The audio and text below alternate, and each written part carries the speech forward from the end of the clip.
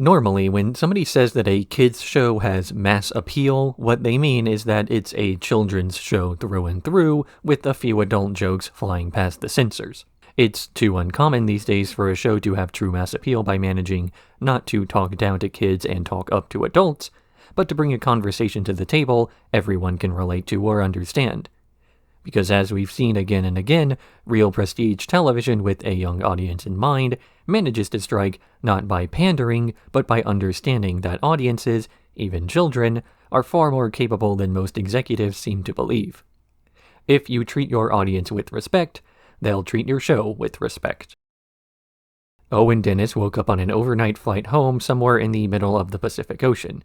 He got up from his seat and saw dozens of faces, some asleep, some staring blankly ahead, all illuminated by small screens on the back of the headrests. To someone who didn't know what was going on, it would have been a bizarre sight. And this is where the idea for Infinity Train began. It took shape by drawing inspiration from other sources in Dennis's life, his teenage years creating mods for Source Engine titles, as well as a few point-and-click adventure games, as well as inspiration from other media, largely consisting of older mysteries and science fiction. The show was first pitched to Cartoon Network in 2012 when Owen Dennis was starting as a storyboard artist and writer for their hit regular show, though it would be another 4 years before the pilot finally made it to air on their app, as well as being posted online to YouTube.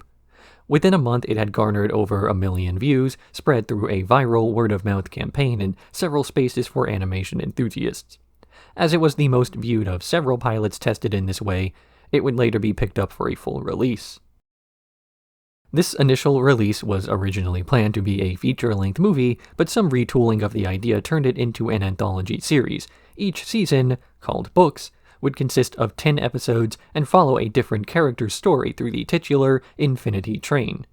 I will be covering the show on a book-by-book basis, splitting the video into a section recapping each episode, then discussing the characters before finally moving on to themes and miscellaneous concepts. As you've probably already noticed, this video is not much of a video. It's effectively a slideshow with my voiceover, so actually looking at the screen is rarely necessary. The intended viewing experience is to have this up on a second monitor while you play Balatro or something, so don't feel like you have to dedicate all of your attention to it. I would normally include some sort of content warning at the start of this video, but it's dubious as to whether those are actually effective, and also this show aired on Cartoon Network for 2 books, and then was in the kids programming block on HBO Max. So without further delay, let's get straight into Book 1.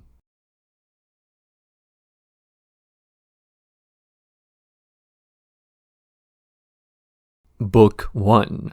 The Perennial Child. The first book of Infinity Train is designed in such a way as to be an entry point into the series rather than a more in-depth exploration of the themes and mechanics of the setting and universe. Remember the phrase, entry point, it will be important later. This isn't to say that it's simple, merely that there's a lot that needs to be explained in only 10 short episodes, so the story is, relatively speaking, simple. We get to see Tulip navigate her way through several cars that are mostly played straight, with each episode covering only the highlights of her journey and the moments where she changes the most. The story itself also serves as an entry point by leaning into familiar aspects of pop culture, most notably allusions to Alice in Wonderland, such as a young girl getting transported to another world and frequent visits from a cat. This is even explicitly called attention to with an essay that appears on screen for a fraction of a second. Oh, and this part doesn't really fit in with anything else in the video, but the voice cast of this show is full of several heavy hitters. Ashley Johnson voices Tulip, the cat from before is Kate Mulgrew, Ernie Hudson is a talking dog, if you like anime you'll recognize Robbie Daymond and Kyle McCarley, Lena Headey, esteemed character actress Margot Martindale. I can't really go on without spoiling a bunch of later characters, but needless to say the casting director went all out for the show. I don't use audio from the show itself in these videos, so I thought I would mention all of this here, as it won't be relevant to any of the analysis moving forward. But like the phrase entry point, it will also be on the test at the end of the lesson. Although Infinity Train began as a pilot, this pilot was repurposed into the 3rd episode of the series, so I'll be covering the plot there in the 3rd episode recap so as not to be redundant. The story opens on Tulip talking to her friend Michaela about an upcoming programming camp she's excited for, though the conversation turns to Tulip's parents' recent divorce, causing the amateur programmer to insist there's nothing abnormal about the situation before rushing home.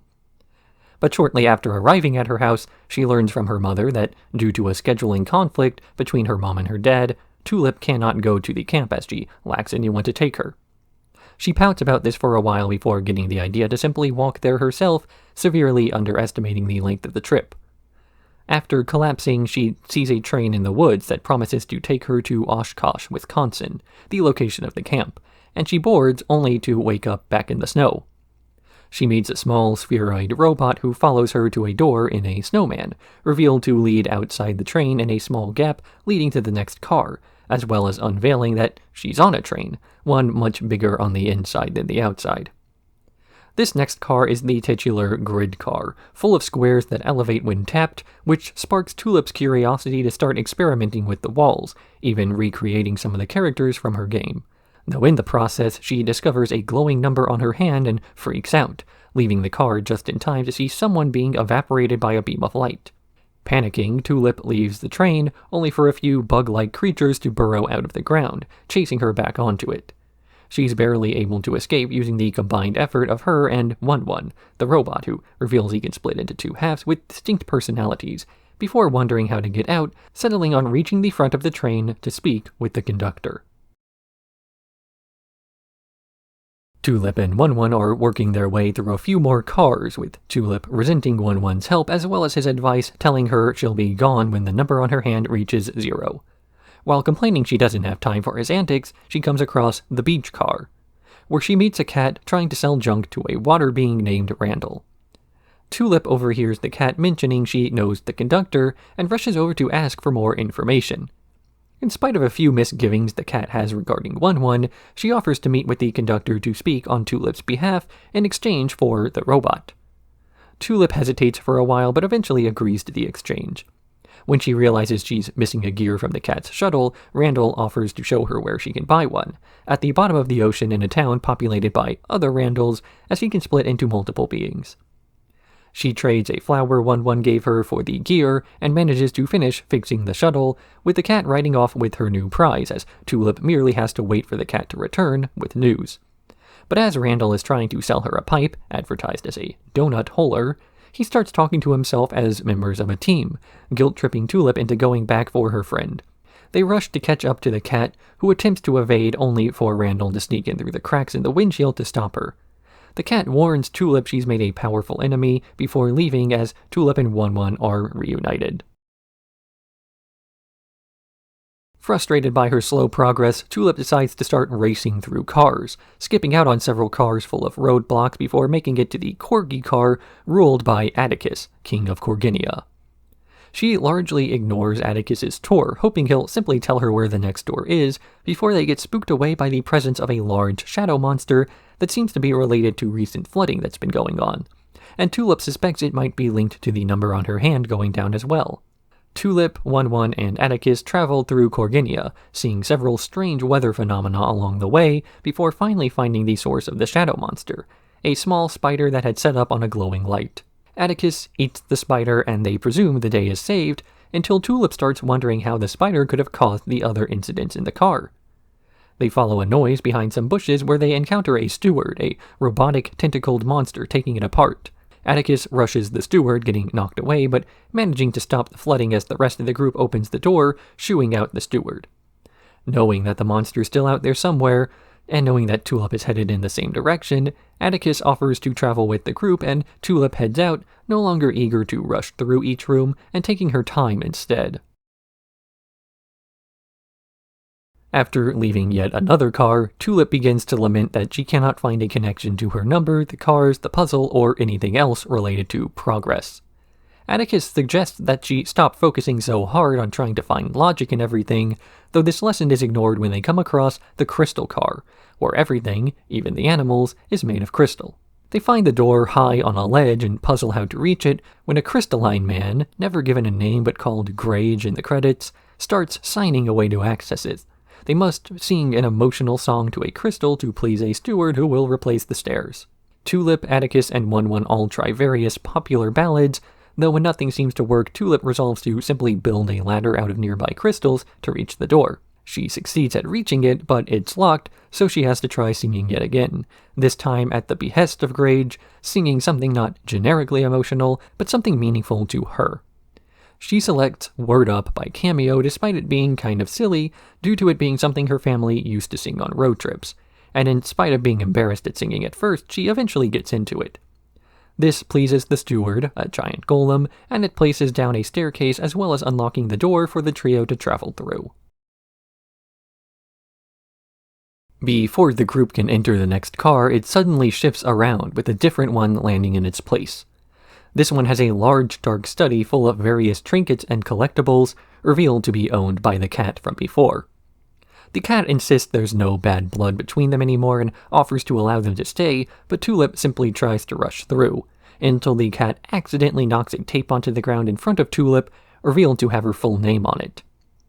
To satiate her curiosity, she agrees to watch it, only to be sucked inside of the tape where she views several of her fondest childhood memories, including a look at the origins of the song from last episode. But one of these memories is hijacked by the steward from before, with static overtaking Tulip's body as she starts reliving the memories as they actually were. Rather than the idyllic childhood memories of her parents being together, she begins to view the various arguments as they truly happened, culminating in the exact moment they revealed their divorce to her. She's snapped out of this memory hole by Atticus, only for the cat to panic to try to delay her further by pointing out that her number has changed. After deciding she doesn't care about her number anymore, Tulip leaves and the train cars shift again, with the steward entering and demanding the location of the passenger from the cat, only for the cat to promise better results. Immediately after entering the Gravity Turtle College car, the group begins to notice oddities in the way the village is constructed. Walls are missing, there are holes in the ground that go nowhere, and a big pile of literal jam in the middle of the street. Despite all of this, the inhabitants, a race of tortoises, seem to have adapted fine, enjoying the sunlight the missing walls allow inside, and using the slippery jam to get around faster.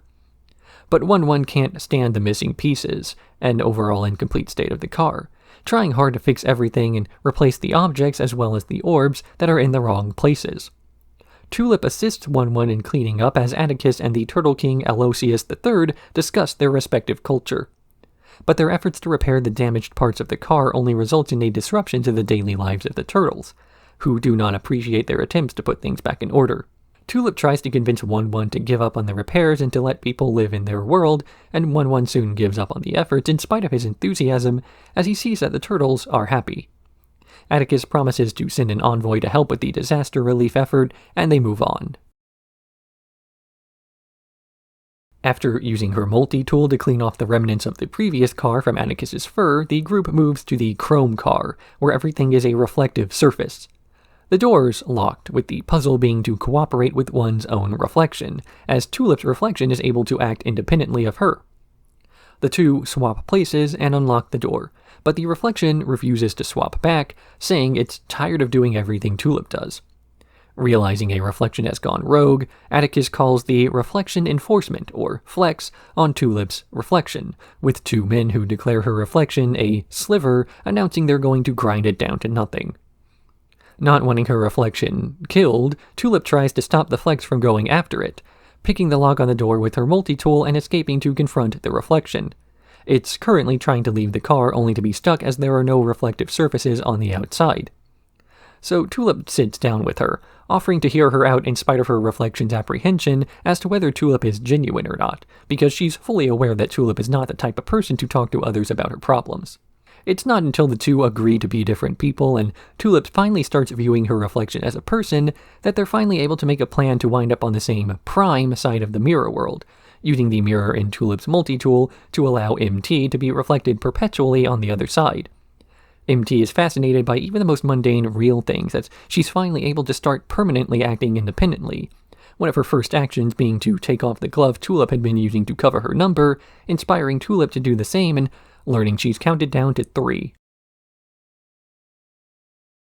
The group enters the ball pit car, meeting Khaki Bottoms, a talking toy rabbit who tasks them with an epic quest to return a squishy toy to the end of a maze.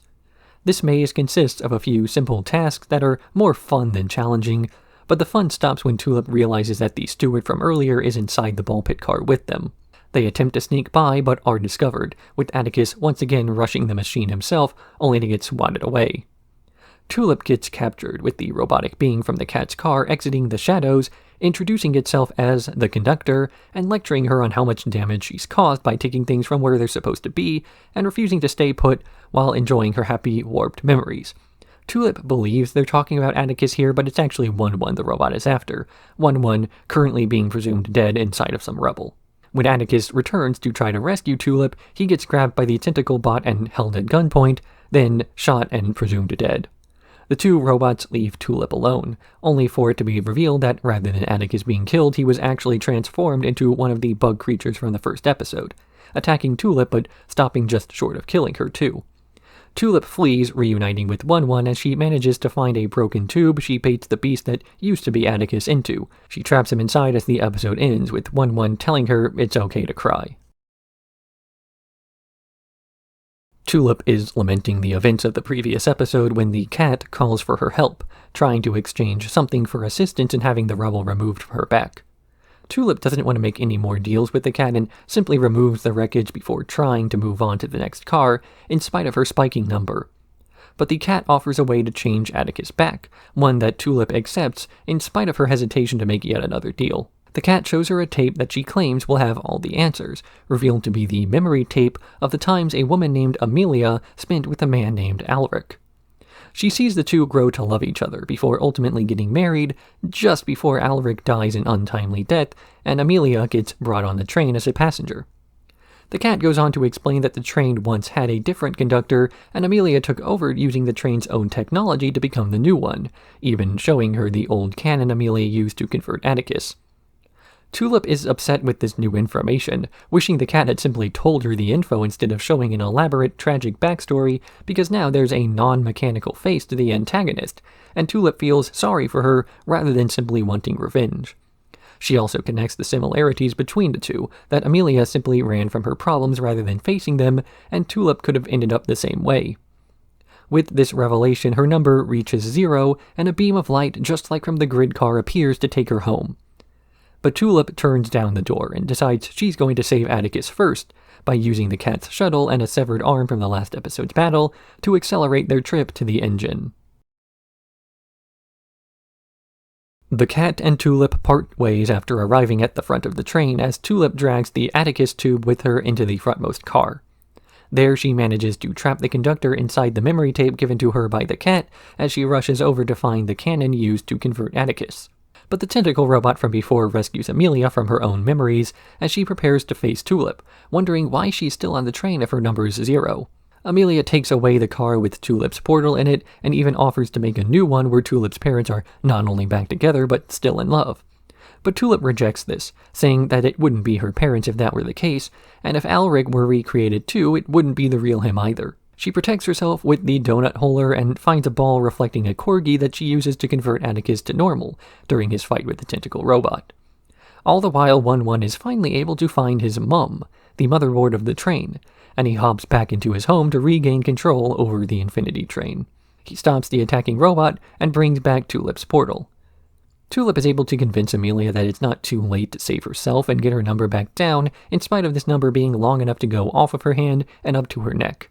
And after a tearful goodbye, she returns back home with the new acceptance of her parents' divorce and no reflection in mirrors.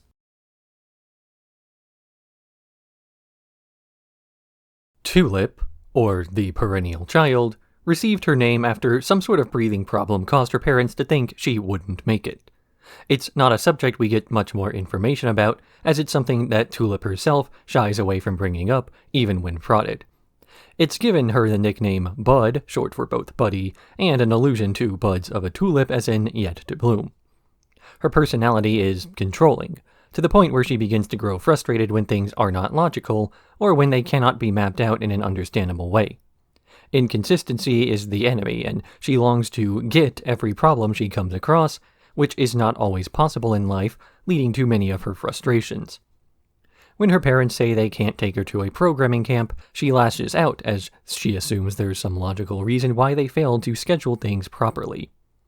Rather than a shortcoming or a lapse of planning, she instead accuses them of not caring, giving far too much assumed control to other people. It's not like her parents wanted her to stay home, they just messed up. Of course, this sort of issue would be easily solved by just trying to see things from the perspective of the other people involved. But Tulip is far too analytical to really allow people to open up in that way. Emotions are not logical, and so she rejects them as tools for problem solving. This is the real flaw with her character, that in such an overly idealized version of her social interactions, she has not only rejected people's flaws, but has less of an appreciation for their positive aspects as well.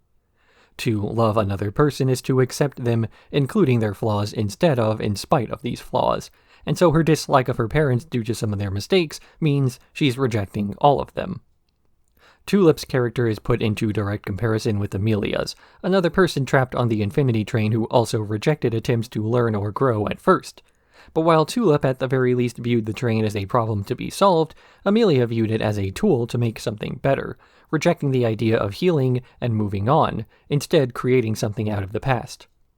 One can imagine that if Tulip had had a slightly different experience with the train, she would have tried reprogramming it to create a universe where her parents never divorced, and then stay there forever, sinking deeper and deeper into her issues while rejecting the things becoming a larger and larger part of her life. But it's not as though accepting the present blindly is depicted as an ideal either. In fact, Tulip actually uses the ability to reprogram parts of the train that she learned from Amelia for her own purposes in order to rescue Atticus at the end. She had the opportunity to save herself and leave her new friend behind, but she turned it down to extend the length of her journey, which raises a few interesting points about the mechanics of the train itself I'll leave for the next section. Atticus is the King of Corginia, a role that defines his personality as brave, or at least as brave as a dog can be.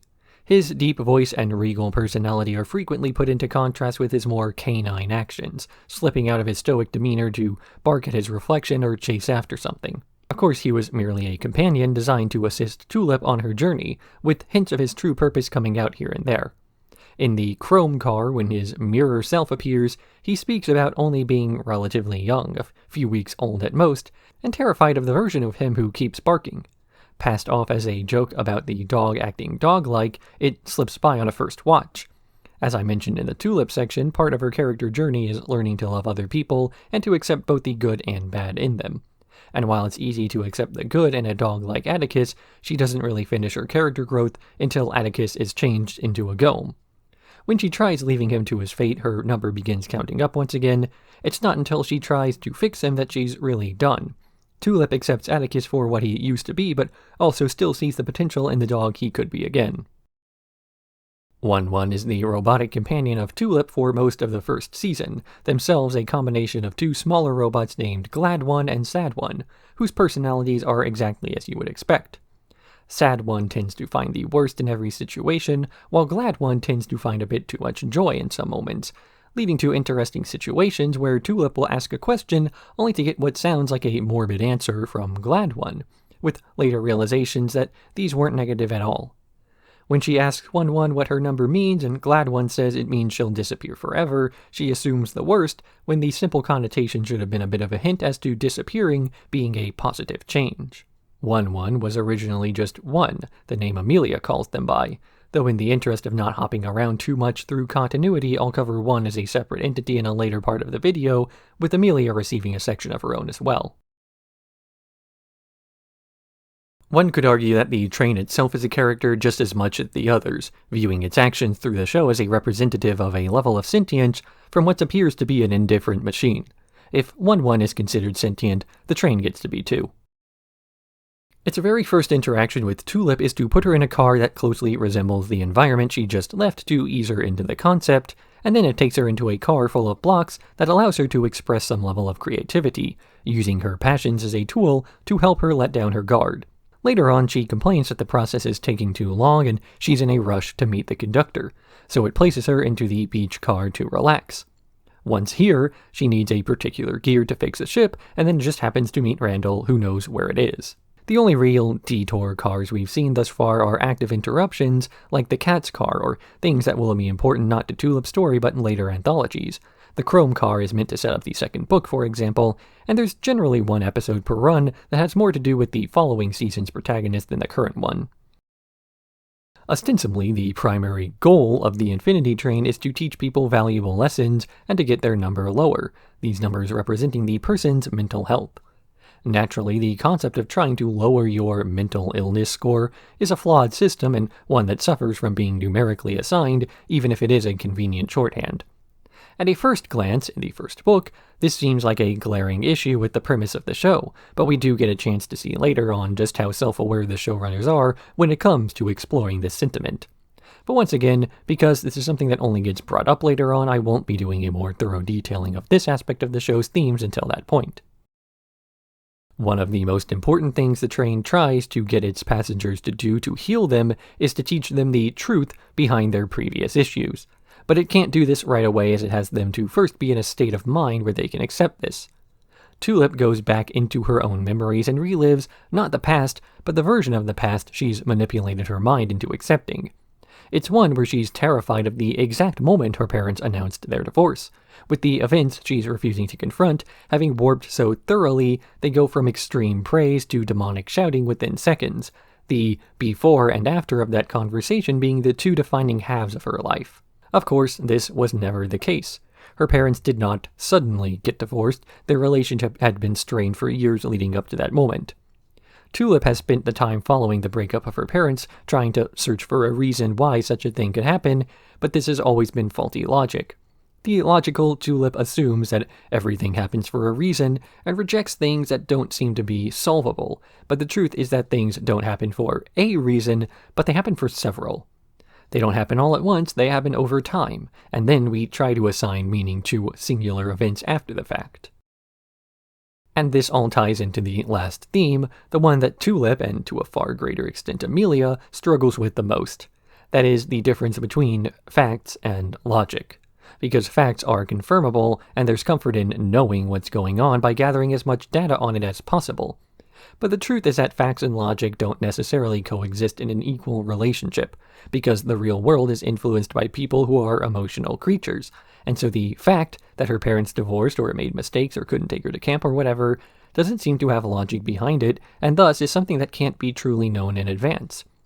The key to Tulip's happiness was not to know everything about the world to the point of cold indifference, but to instead embrace some of the chaos of not knowing some things, but still having the confidence in herself to figure out how to react anyway. Once she really starts opening herself up to other people, she stops making logical decisions and starts making correct ones. She could have left Atticus and 1-1 behind on the train as soon as her door appeared, but she didn't. It's not a good idea to put herself into continued danger, but it's not a bad idea either.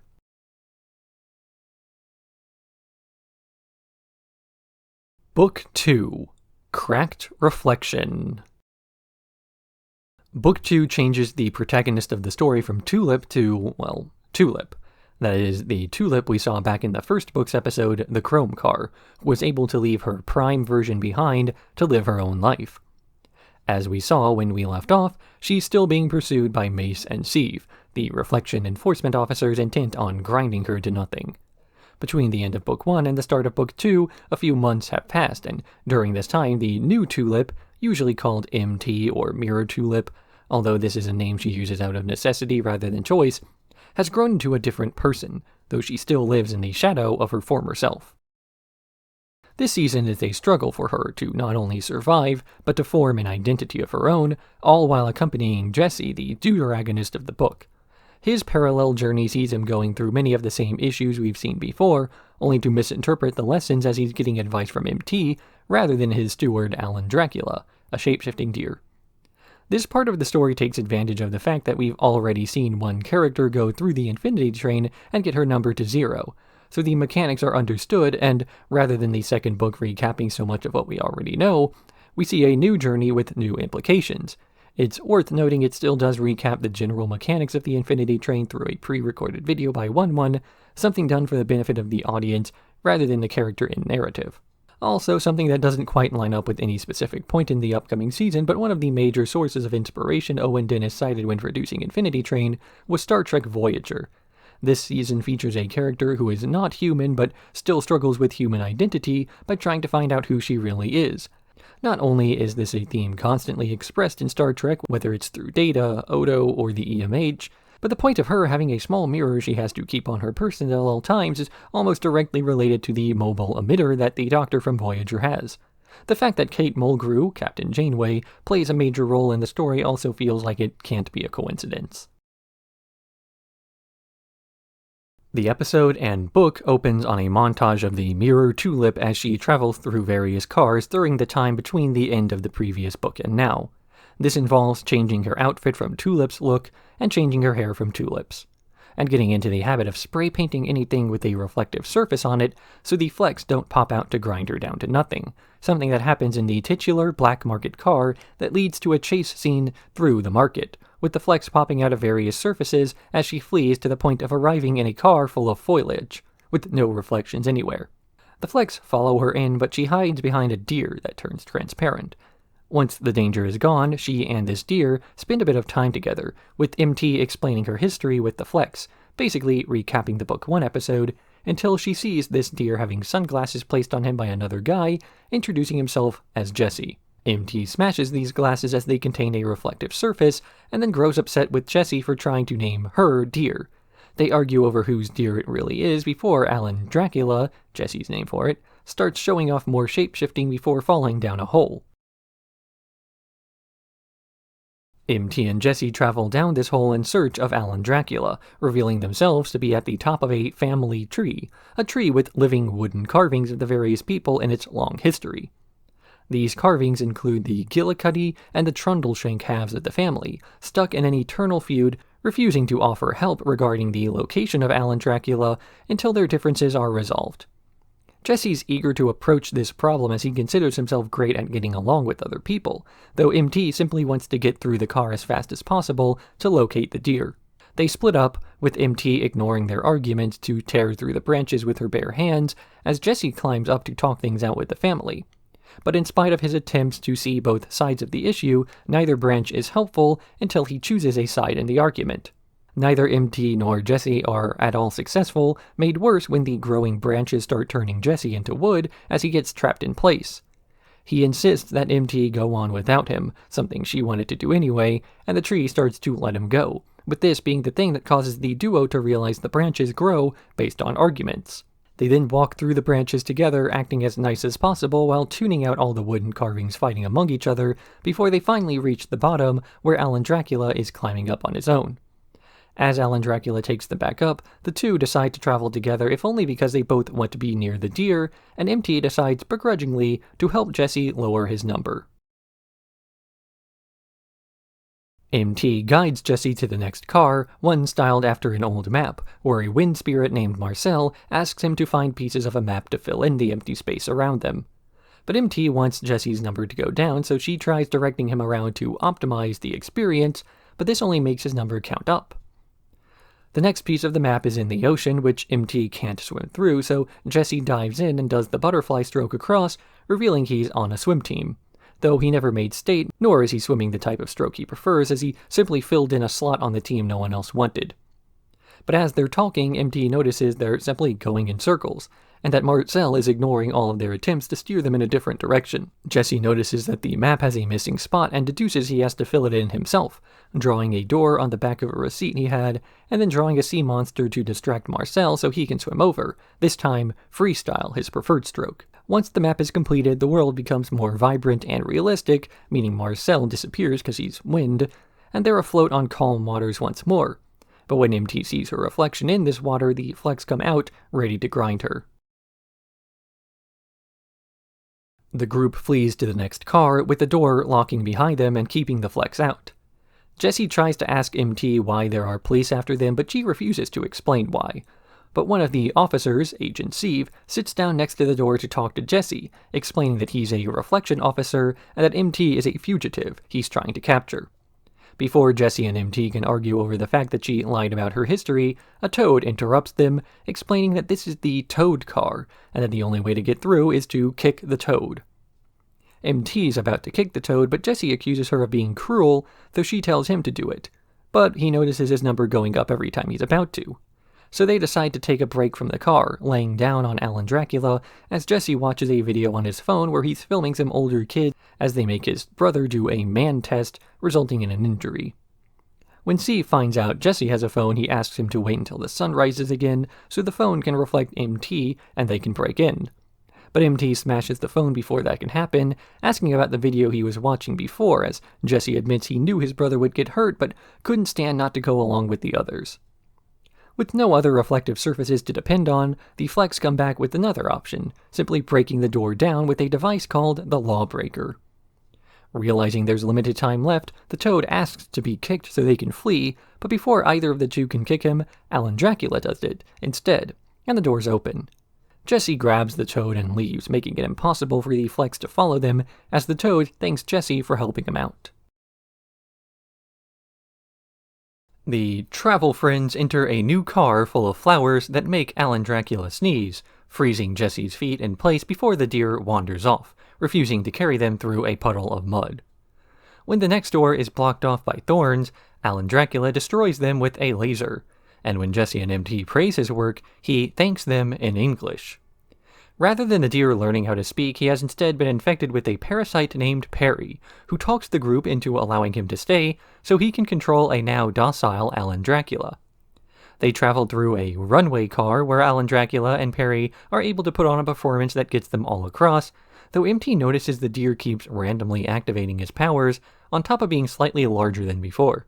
Jesse assures her it's fine until they enter the food pyramid car, at which point it becomes more evident that Alan Dracula is trapped in his own body and trying to force his way out. MT runs back to the car with the sneezing flowers to grab one as Jesse climbs up Alan Dracula, the duo working to get Alan Dracula to sneeze the parasite out. Once they have their old, albeit poorly behaved deer back, they leave the frozen Perry behind. The two enter the Lucky Cat car, luring Alan Dracula in with a bit of grass from the outside, only for the deer to then obsess over the fake grass inside of a crane game. Once in, they meet Terrence the Toad from the Toad car, now running a booth where folks pay to kick him. He gives them a few cards with points on them and directs them to the prize wall, with the grand prize being the door to the next car. The owner of the Lucky Cat, the cat, greets them, saying it will require 1,000 tickets to leave, but that there can only be one winner as there is another contestant inside the car, also competing.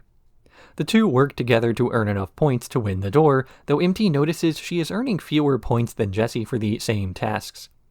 She learns that this is because she's not a passenger, and thus has a lesser need to leave, though Jesse assures her this doesn't matter because they're working together anyway, not just to leave the car, but the entire train.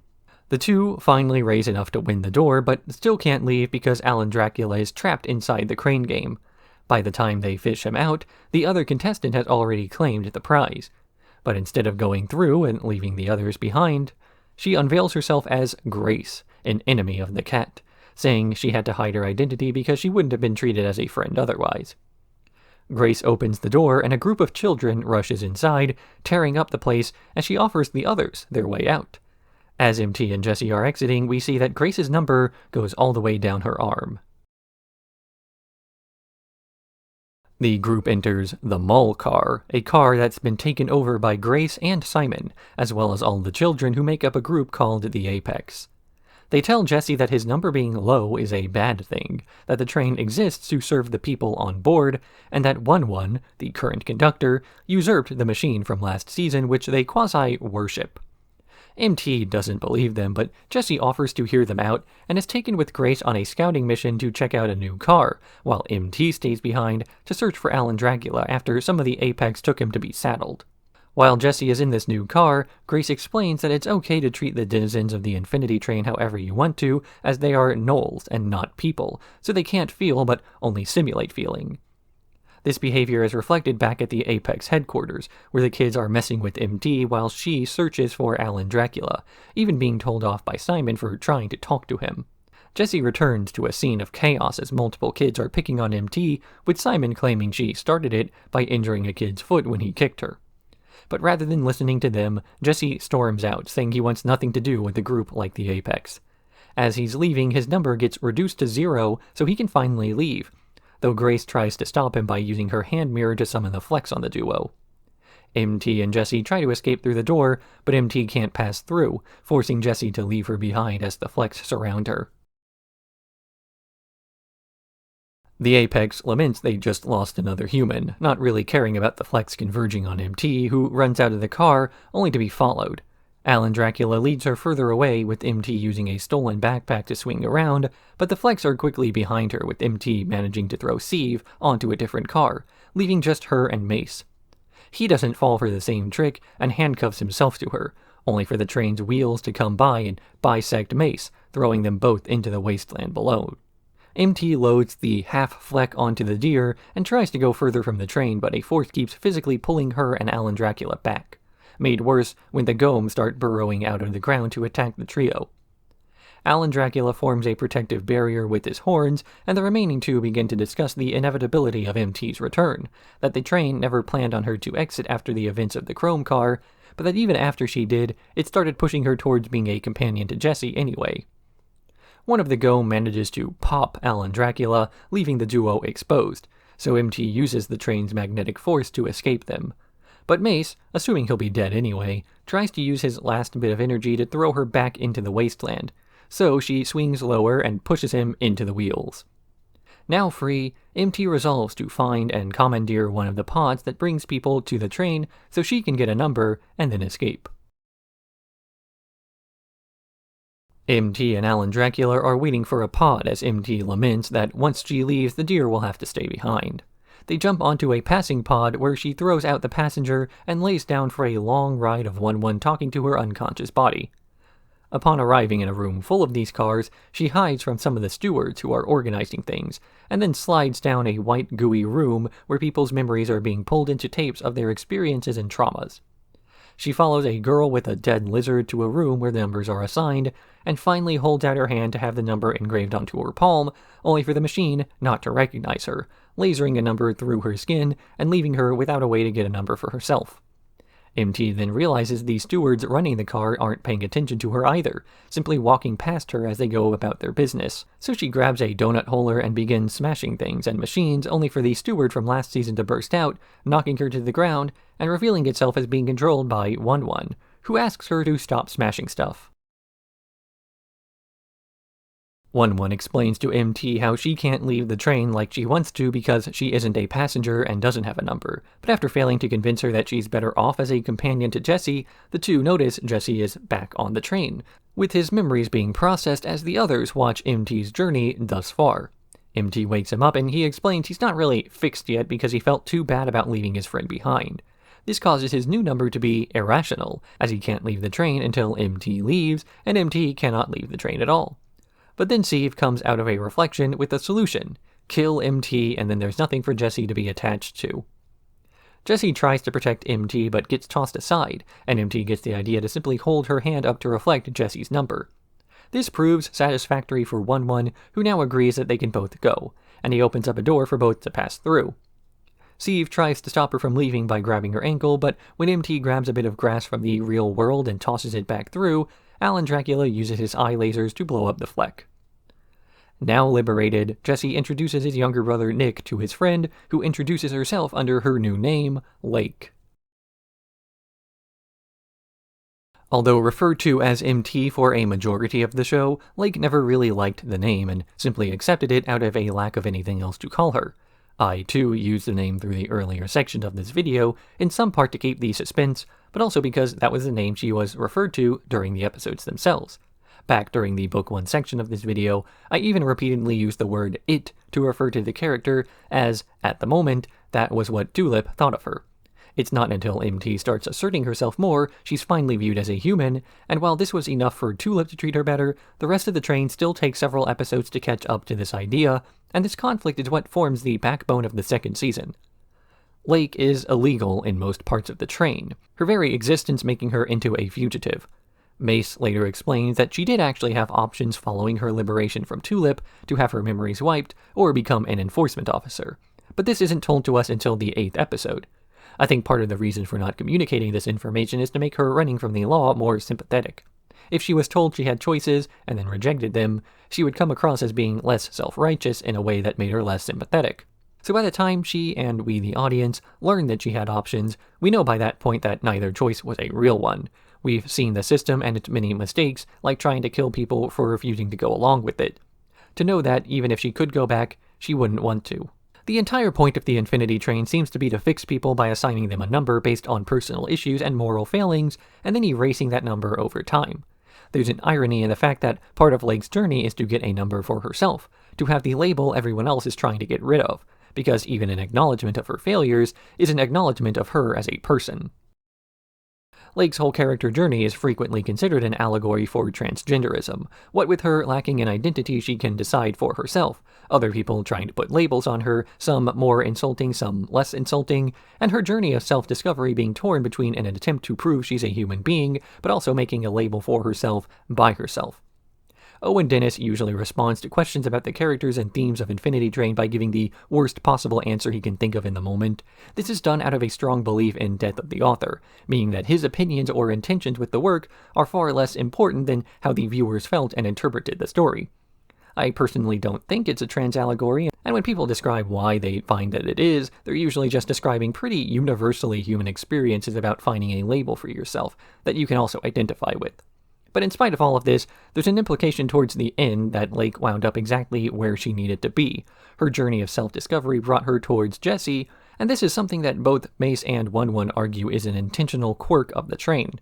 She then has to grapple with the fact that helping him with his personal issues makes her not just into a companion, but a pretty good one, and that this is a role that not only has purpose, but a positive one as well.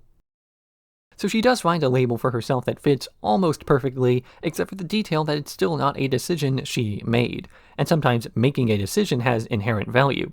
Even if the decision is a bad one or a wrong one, it's still our mistake to make. Jesse was brought aboard the Infinity Train after helping a group of bullies pick on his younger brother in an attempt not to alienate a potential friend group. His core issue being that he tries too hard to please everyone and never considers his own opinions or feelings on the matter at hand. That isn't to say he has no feelings, just that he does not consider them when making decisions. His internal conflicts find him getting placed into the family tree car early on, where he meets a capital C companion, Alan Dracula. The first conflict he has to solve is between two branches of this tree, who not only staunchly identify with their respective branch, but who absolutely refuse any sort of reconciliation with the opposite side. Ever the people-pleaser, Jesse tries and fails to mediate between the two sides, as the constant arguing starts to turn him into wood. The implication being that if he let himself get caught up in the argument, he'll never leave because some conflicts are just too big for one person to mediate, especially when those two sides don't want to accept mediation and simply want to be told they're right. Jesse does not leave this car by pleasing everyone or even pleasing anyone, but by refusing to argue with people obsessed with arguments and identities. He leaves by being nice to the people who are nice to him in return, himself included. This could be interpreted as selfish, but it's also the best option for himself. He then gets brought to the map car, where he's given some directions to follow by Marcel, who leads him in literal circles around a gap in the map he can only escape when he stops listening to instructions others give him and then makes his own. He also gets to show off his strong swimming technique, something he never would have gotten a chance to use if he had stayed on the raft provided. Sometimes the best we can be is not the version others want ourselves to be, and you have to push back against others or you'll get boxed in.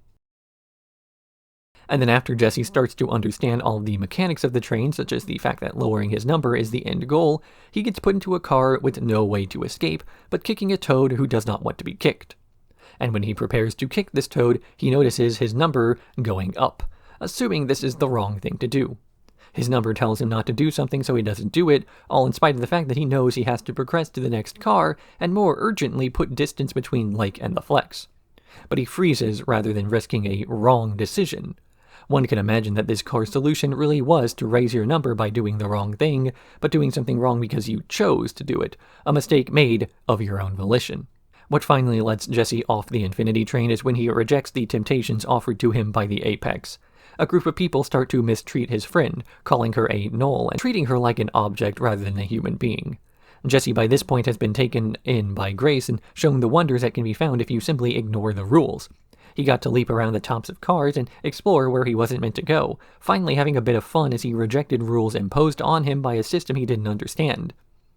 And while it seems like this is all part of the lessons he's learned up to that point, he winds up rejecting this personal freedom offered to him because he cares more about his friend than his own desires. Or rather, his own desires become taking care of his friend, and so he's finally able to do everything he wants.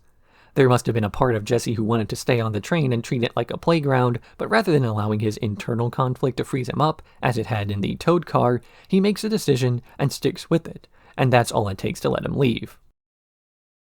When Lake and Jesse first meet the deer, they have two different impressions on how to treat it, with Lake refusing to presume to give it a name, while Jesse not only names the deer Dracula, but names it Alan as well. He gives Alan Dracula 2 names, while Lake doesn't even give him one. Lake is a type of person to refuse labels, even names, that others give to her, while Jesse is so intent on having a label to fit in with that he'll even assign multiple names to a deer and call him by both without understanding a potential issue. Also, I could shorten the name to AD like they did with Mirror Tulip, but saying his full name every time is fun. Alan Dracula is Jesse's companion, and like Tulip's companion Atticus was a dog and thus a very emotional creature that was nevertheless endearing, Alan Dracula is the ideal companion for Jesse because he never speaks.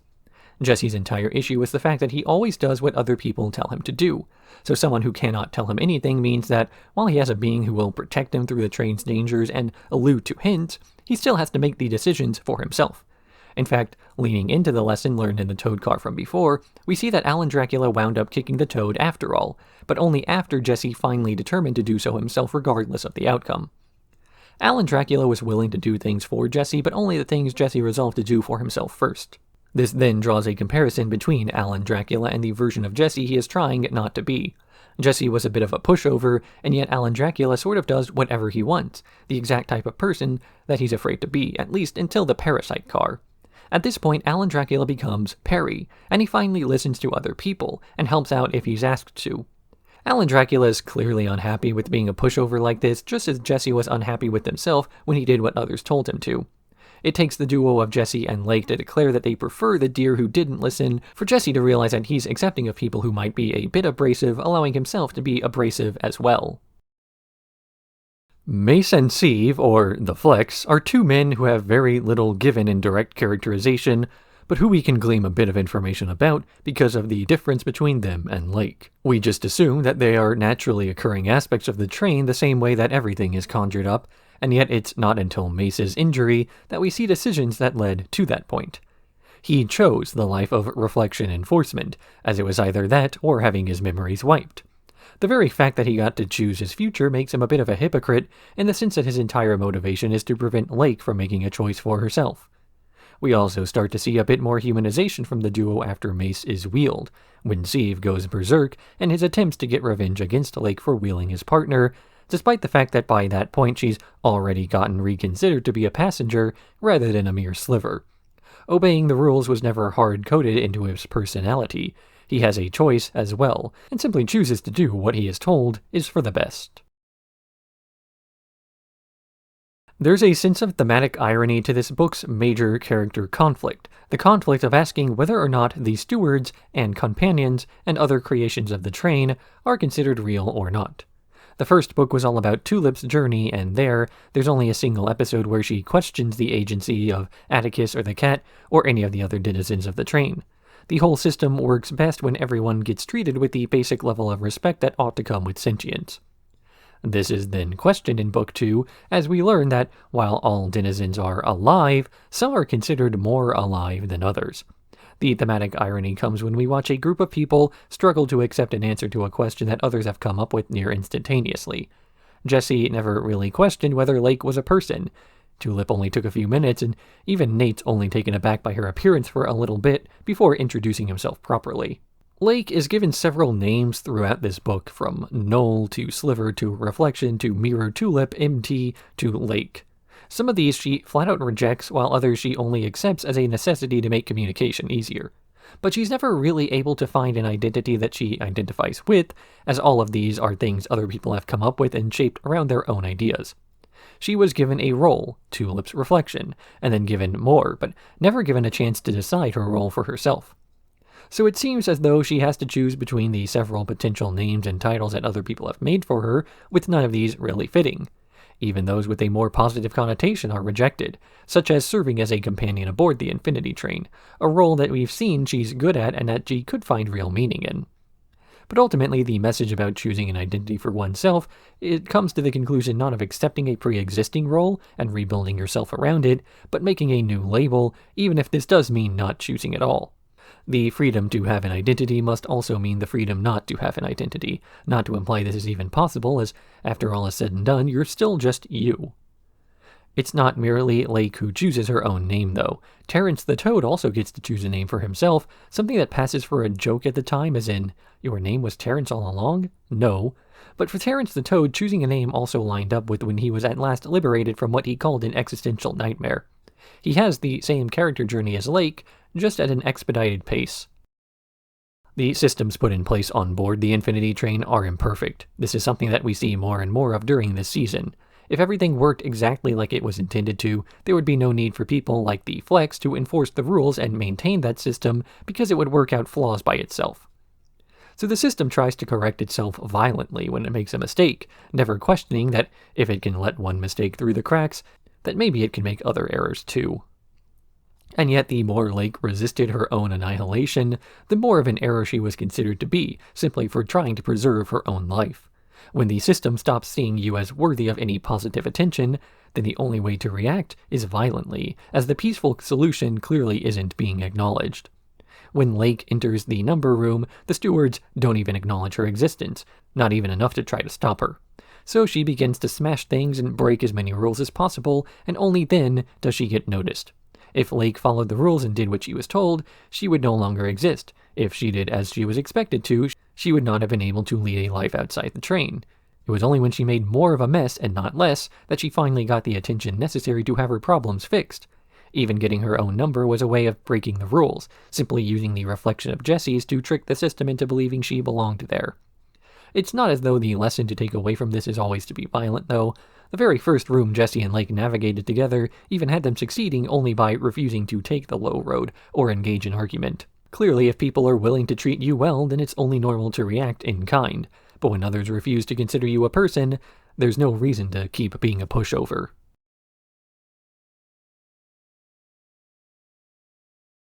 Like Book 2, Book 3 changes the protagonist to somebody introduced during the previous series, this time to the Apex, making the antagonists into protagonists. We've already seen a bit of a glimpse into their mentality regarding the condition of the denizens on the train and their lack of true sentience. But rather than simply leaving the organization as an antagonistic force, we get a glimpse as to the why of their belief system. If the purpose of the train is to cure people of their negative traits, then what happens to a person whose negative traits are something that originated on the train? Or is this a far more deep-seated belief that simply manifested as a lack of respect for those aboard the train? Once more, there's a dramatic irony from the characters not knowing the answer to questions whose answers we've taken for granted.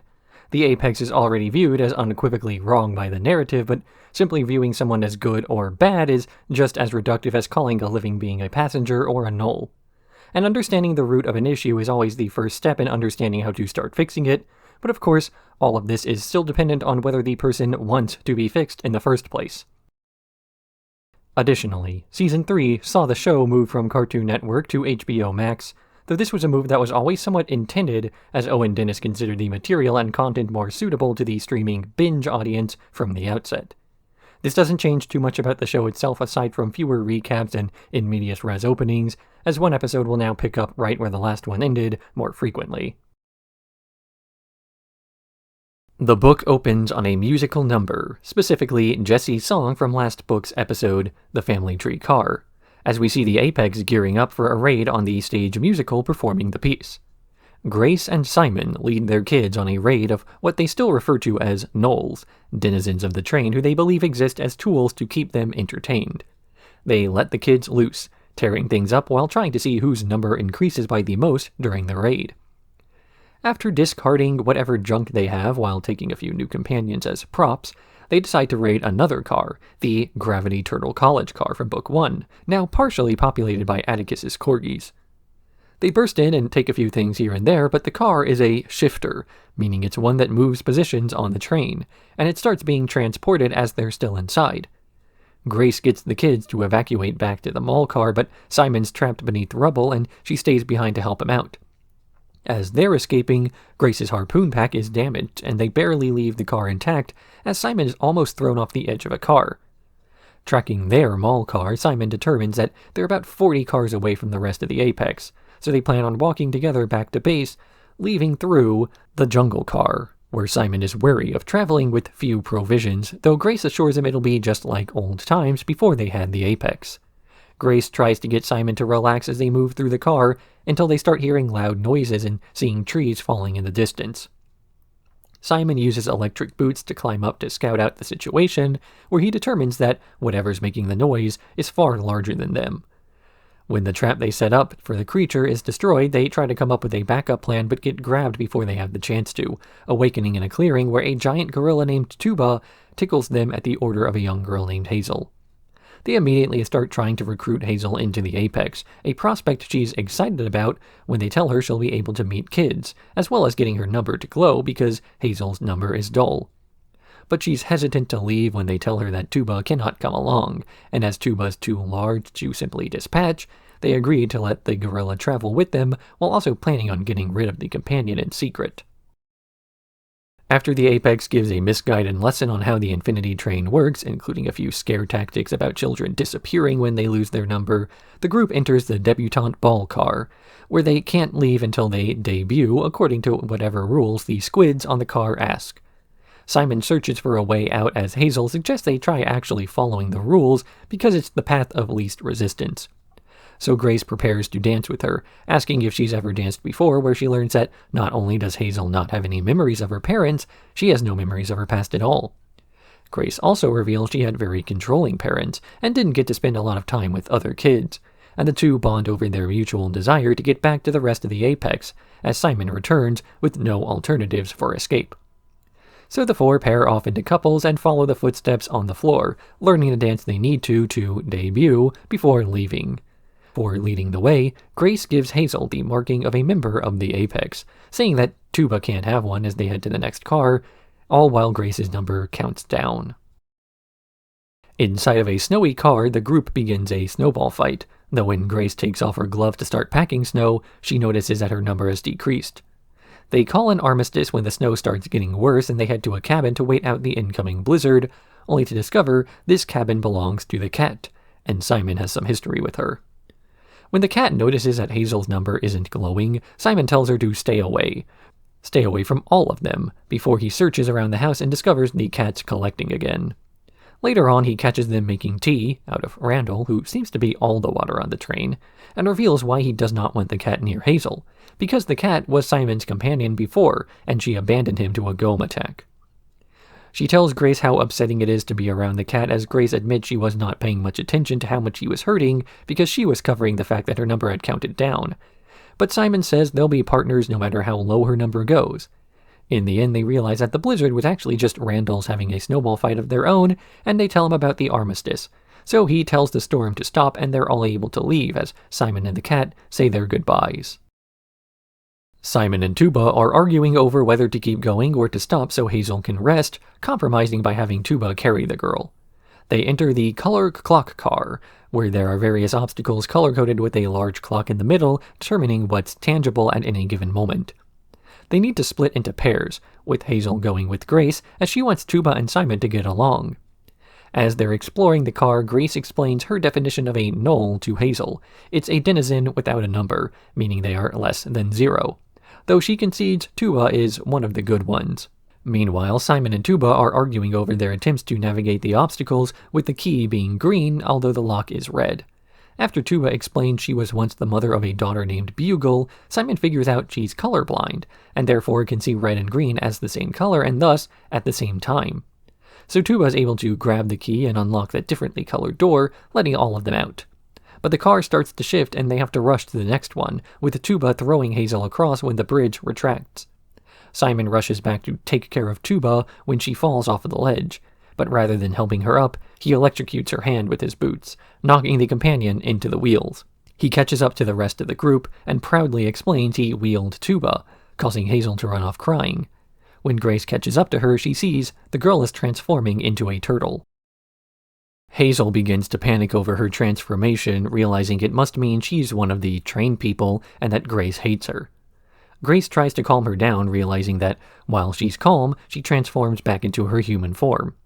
Upon reconnecting with Simon, Grace pulls rank on him to keep him in line in the future, and they head out to find the door. But Hazel doesn't want to leave yet, asking for a funeral for Tuba and walking around till they find an ideal spot, which means wandering around until Simon gets bored of walking and leaves them.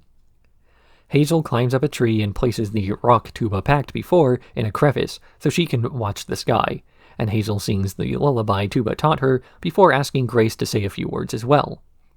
After their send-off, they reconnect with Simon, whose number detector has found a large group in the next car, meaning the apex must be nearby. But when they enter the car, they find it empty, with the numbers now behind them, belonging to a woman they passed on the way, Amelia. The group begins talking to Amelia, who warns them that the shifting cars they've been running from are cars marked for deletion due to having bits of broken code. Specifically, they have turtles. At this, Grace warns Simon that they need to get away from Amelia, though she makes up a reason that she doesn't want to reveal Hazel's secret. But Simon wants to talk more to Amelia as her number is the highest of anyone they've ever seen. When Grace yells at him for trying to check her number, he leaves to meet up with the cat, Samantha, so he can learn more about what Grace is keeping a secret from him. When Simon tells Samantha that Grace is acting abnormally, she tries to hint that perhaps Grace is acting normal for wanting her number down, and he's the one who has it wrong. But Simon won't listen, merely reminding Samantha of the time she abandoned him to a GOM those years ago, so she gives him one of the devices used to extract people's memories. Hazel is trying to control her transformations when a giant snake enters the cave she and Grace were sheltering in. Amelia saves them, but Grace is still hesitant to talk to her, though Hazel has no issue with it, even mentioning a few things about Amelia she should have no way of knowing. They leave the car as it's about to shift again, only to meet Simon on the way out, and he tries to attack Amelia as he thinks she's an enemy due to Samantha's talks. But she reveals that the true conductor they've been worshipping all along was her, and that she really usurped the role from one. The next car requires them to wait for a pit to fill up, so they have to wait around as Amelia explains more, though Simon just thinks she's lying to manipulate them and tries attacking her again, and his kicks against her sonic shield cause Hazel to panic, transforming into her turtle form. Amelia sees this and connects the anomalies. It was Hazel she had been tracking, as Hazel herself is a remnant of her attempts to recreate Alric. Amelia wants to take Hazel with her and leave, but torn between not wanting to abandon Hazel but also considering her a null, Grace wants more time to think on it. As they're sleeping, Simon places the memory device on Grace to learn the truth, discovering Grace knew about Hazel's real form for a while and never told her. The next morning, Grace decides that Hazel is still a member of the Apex after all. Even if she is causing cars to be purged, they still have a responsibility to look after each other. But Hazel refuses to go with them, volunteering to travel with Amelia instead. They go their separate ways, with Simon and Grace traveling alone once again. Simon starts stomping on all the denizens of the origami car as he sarcastically talks about how they're together again, and then he traps Grace inside of her own recently extracted memories. There, she relives the events of her childhood, as her parents never show up to her recitals while talking down on her for not being as proper as she ought to be, pawning her off on a revolving door of nannies and caretakers. Grace would respond by mimicking her parents' behavior before eventually resorting to stealing just for attention. That's when the train found her, with one of her first experiences being a confrontation by the steward and Amelia that she confused for being rescued by the conductor. Afterwards, she met Simon when she saved him from the GOM that chased off Samantha, and from there the two started the Apex so they would never be alone. As their group grew, so too did the tales they told each other about their experiences. Eventually, her memories catch up to the present, getting trapped in a loop as Simon abandons Grace to a memory hole. Grace's memories finally catch up to the present, where she admits to her memory versions of Hazel that she has issues, and then the memory bugs wake her up. She sees a trail of smashed origami creatures that she uses to follow Simon, fixing up the paper animals along the way, before finally making it back to the headquarters of the Apex. There, she finds that the whole vibe is different, with the kids being more feral than before and calling her Void, a new term Simon has invented for ill-fitted leadership. Simon's number is now far higher than before, a fact he uses to claim leadership of Grace, whose number is far lower than ever, and they tell the kids they have to wheel Grace for her failure. But even the kids are hesitant to do this, so Simon attacks her himself, only for the scuffle to attract a GOM. This fight knocks both of them off, with Simon hanging on with his electric boots until Grace uses one to climb back up. Simon's about to fall when Grace saves them, only for Simon to turn around and push her off. but the origami creatures she saved earlier rescue her from the wheel as Simon gets attacked by the Gome, being evaporated into a cloud of dust as the Gome itself explodes. In the end, Grace reclaims her leadership over the Apex and immediately dissolves the group, telling the kids that she's unfit to lead and that they ought to take responsibility for themselves in lowering their numbers. Grace was born in a strict family with high expectations for her. She was raised by a revolving group of caretakers who, even in her memory tapes, don't have faces, just names and a single voice combining into one. As her parents were so distant, she grew up never really getting appreciation from them, all in spite of the high expectations they had of her. This meant that she would be expected to work hard but would never have any sort of tangible appreciation for her work. It was done because she was expected to. This also meant that she never really made a connection between affection and effort, so it's only natural that she would wind up being as self-centered as she was. Doing things for other people gets you nothing, so why not act exclusively in your own self-interest? Even this ideology was flawed, though. For all the good behavior she tried to show and got nothing for, she was pushed towards acting out for attention, stealing from a store and pressuring her acquaintances to do the same, as that would at least get a reaction. When Grace boards the train, she does what comes naturally, acting out, and this too gets a reaction by having a number on her hand go up. In her mind, the higher her number is, the more attention she has gotten. When combined with boarding the train at a relatively young age and having her existing flawed ideology reinforced in some way, she came to the conclusion that having a big number was better. Grace grew up with a lot of boundaries that are not there once she boards the train. She isn't a bad person, she's just never punished for being one, and actively rewarded for bad behavior. Part of this has to do with the train's mechanics. It always tries to bring new passengers aboard in a comfortable manner, which is why it was an elaborate carriage when she saw it, a trolley for Amelia, American style for Tulip, and so on. Then it puts them into an environment where they will feel comfortable, that is to say, to use their existing skill set. A person's first impressions can paint their experiences for a long time, and Grace's first impressions were rewarding her bad behavior, and a harrowing experience where she assumes she was saved by Amelia, or the conductor. But it's not as though Grace is a horrible person through the whole experience. She's merely treating the others the way she always has. Even before boarding the train, she was never close to anybody. Her later treatment of the Knowles is reflective of the way she treated her classmates and the way her parents treated her. But even as she treated others so poorly, she still craved some amount of attention and thus formed the Apex.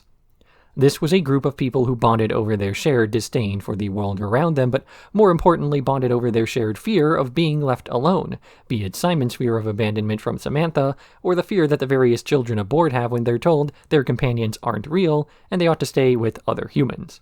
So the Apex is a group founded on a misunderstanding as well as a fear of being left alone and a desire for a found family. Yet, ironically, Grace's attempts to maintain this family wound up pulling the kids away from their real ones, the ones they would never get to go home to.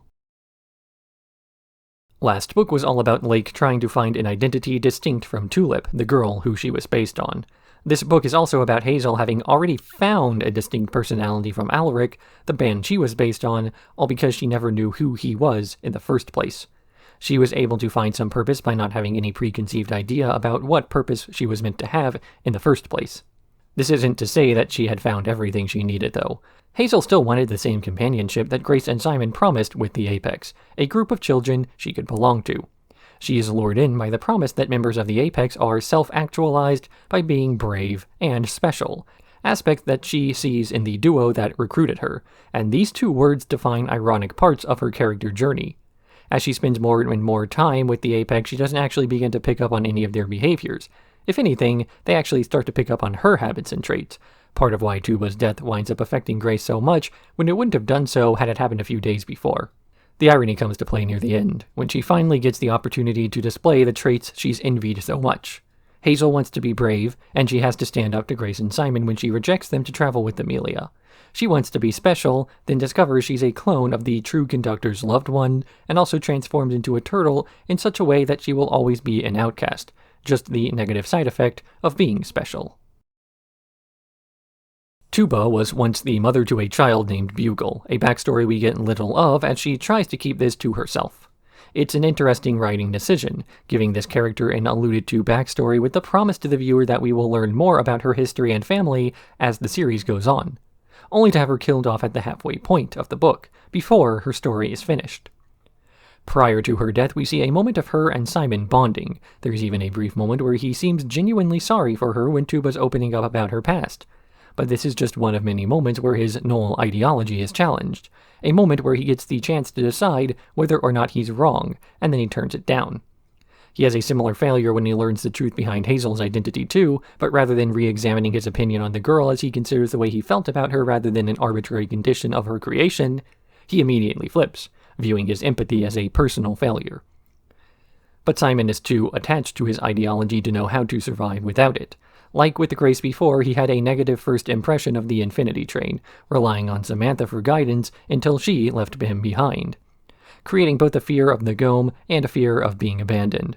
To know that Hazel was a creation of the train meant that she was likewise capable of the same harm Samantha caused him before. But this is something that everyone is capable of, not just those aboard the train. People make mistakes all the time, but aren't judged nearly as harshly for them as other people, as they too see that bit of failure in themselves. Simon doesn't view the companions or Knolls as human, so he's a lot less forgiving of them when they act human. We never really get much backstory on Simon, which is likely a choice done out of necessity for a 10-episode short series. But it does make an interesting parallel to the first book, when Tulip saw the tragic story behind Amelia's boarding of the train and her rise to power afterwards. She lamented that it made her actions more sympathetic and thus made it too difficult to view with hatred. She was just a woman who made a mistake, then kept making that mistake. So the fact that the original flaw that brought Simon aboard the train isn't something we ever really get to see is something that makes him less sympathetic and thus less human than the others. We can still make guesses, though. His fear of abandonment had to have been something more deep-seated within his psyche to react as poorly as he did, and he makes a very specific reference to funeral practices prior to the funeral for Tuba. It's likely he felt a series of close family deaths and probably had no place in the real world left. Also why he uniquely views the death of Tuba in such a nonchalant way. He wouldn't have cared about her dying even if she was authentically human due to his past experience with death. If the numbers are meant to reflect character growth, then the fact that he and Grace have been competing to get their numbers higher means that they haven't matured or learned a thing since they boarded. And with Simon having boarded young, this means he's still the little boy he was when he started his journey. I suppose to say that his moral character hasn't grown is inaccurate then. He has grown, just not in a positive way. Samantha is referred to as just the cat for the first 2.5 books of the show, her name only being revealed when Simon says it, as the two were uniquely close at one point. In keeping with the Alice in Wonderland allusions from the first book, she plays the role of the Cheshire Cat, meant at first to be a shorthand to relate to the audience, later having her role shift from the trickster she once was to a hoarder with far too much knowledge for her own good. Because Infinity Train only got to have 4 of the planned 8 seasons it was meant to, we never really get too much information on the denizens of the train, but I like to believe that the speeches made by Mace at the end of Book 2 were likely going to tie into the fates of the denizens who had completed their journeys. They can either have their memories wiped, or have their jobs shifted to reinforcing the train's rules. Perhaps at some point in the future there would have been a tragic moment of Atticus not remembering Tulip, and the reason that Samantha was so unique is that her assigned passenger had never left the train for so long, she was able to start living far beyond her expiration date, so to speak. Hence, why her hoarding was such a key feature. She could accrue so many objects because she maintained continuity for too long. This is just a theory though, something I unfortunately have to rely upon to fill in gaps in a story that never got finished. If Book 3 was the first book to air and the Apex and their motto were all we knew as an audience going into the story, it would be much easier to view the protagonists as heroes who slowly realize they're wrong, rather than villains who never do. Everything we hear about their ideology is something that we already know is false, but the characters themselves believe it so thoroughly that they don't consider any of what they're doing as wrong. It's like committing a crime in a video game. You haven't hurt anyone but an NPC, and the passengers in the Apex assume the same dynamic is here. This once again raises the point regarding whether the denizens of the train are considered sentient or not, and it gives a few differing viewpoints on that by exploring the psyche of someone who did not take that fact at face value like Jesse or Tulip did. But this does not affect the real point of the train. It's not about how real the denizens are, but rather how real you consider them to be. The quality of a person is not in how they treat their equals, but their inferiors. If it is taken at face value that these denizens are not people and thus can't really do anything for you but serve, then the way to tell if a person has healed as an individual is how they treat them regardless. It's easy to treat someone like an equal if you believe you are an equal, but to give dignity and respect to those ostensibly beneath you is just as important to test the alternative.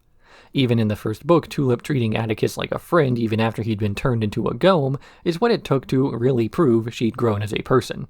Another thing the Apex takes as fact that we know better is one of the key answers from Book 1 as well, that the Conductor was meant to be 1-1 and Amelia was the usurper rather than the other way around. They entered when she was in charge as she was dismantling the system for her own benefit. Then, seeing the condition of the train at that point, assumed her tyranny was the default. Under 1-1, people got inducted into the train with helpful guides on its goals and the point of what it was they were there to do, but under Amelia there was no guidance, leading to some of the ambiguity that caused groups like the Apex to fall between the cracks of the system. Then these people who had the least help view their poor state as a benefit, fighting against what is right as they've conflated what's familiar with what's correct. The companions aboard the train are or are not real people, for whatever definition one wants to use to define real. But regardless of the conclusion you draw from this, what is still interesting about the companions is the fact that they act real. As I've said before, they do this by emulating flaws and issues that real people face. Atticus had few overt flaws, but he's the guide to Tulip who's still young. Alan Dracula too doesn't have any sort of past miseries to lean into, but still has flaws insofar as being mute and stubborn. And for whatever value Tuba has as a companion or just random trained denizen who met up with another construct, even she had a dead daughter, for no real reason. Why should a being made to serve passengers have such a backstory? So what is the point of emulating trauma in a companion? What is the point of emulating trauma in a being meant to navigate a person through their own issues? What is the point of giving trauma to a fictional character? One less interesting answer is that the train just creates life for no apparent reason and everything about the train exists independently of its mission to help its passengers. But another possible answer is that there's a recognition that people tend to bond over trauma. How can you possibly expect another person to help you through tough times in your life if they've never gone through something similar themselves? A lot of friendships are based on mutual experience, and so by giving some sort of backstory to these denizens, the train is able to give a reason for the passengers to start looking at things through other perspectives. We've even seen that same sort of empathy hinted at through the character of 1-1, who at one point in the past was just one. Early in the history of the Infinity Train, the being in charge of everything was a cold, emotionless robot, and things did not run as efficiently for the passengers. But we now see that 1-1 has two distinct personalities, consisting of opposite extremes of the human psyche. And now, people get more helpful guides before entering and are less likely to be thrown in to figure things out for themselves. Having flaws is the best way to make affordances for the flaws of others, and when people assume others are perfect, they stop being viewed as relatable. Finally, Book 3 touches on a concept first implemented in Book 1 as we saw when Tulip entered her memories, and that's the fact that human memory is a very fallible thing. We often mix up memories or misremember exact events to instead place the feeling of the memory in higher regard than the facts. Just as Tulip had a wildly exaggerated version of her life before and after her parents' divorce, we can also see the way that Grace remembered her own early experiences aboard the train, from the first encounter with the steward being more terrifying because she was young when it happened, to the later recountings of this event as she told the story again and again to the new members of Apex. Memories make up the bulk of our worldview. The way we interact with the world is based upon what we think about the world, as the same events can be considered in totally different ways based on what we go into the experience believing. Simon and Grace both treat Hazel differently than they treat the other constructs of the train, not because of the truth of the matter, but their beliefs in what she's like. Their entire perception of the train is even based on first impressions, and then later it is based on a misremembering of the first impression. The denizens began as scary, enough to motivate them to stick together. Then the denizens became the enemy, motivating the Apex to fight together. And then they became non-human, motivating the Apex to exploit them together.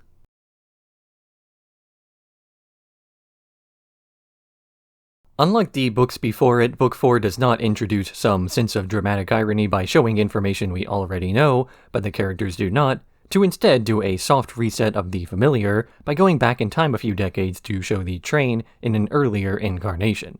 One where 1-1 is just one, and Amelia is working alongside him, having not usurped the position yet, but clearly planning to. We still know that the takeover is pending, but we're unfamiliar with what the train was like before that. Passengers don't have the things they brought aboard with them at first, instead having matching gray uniforms that don't come off.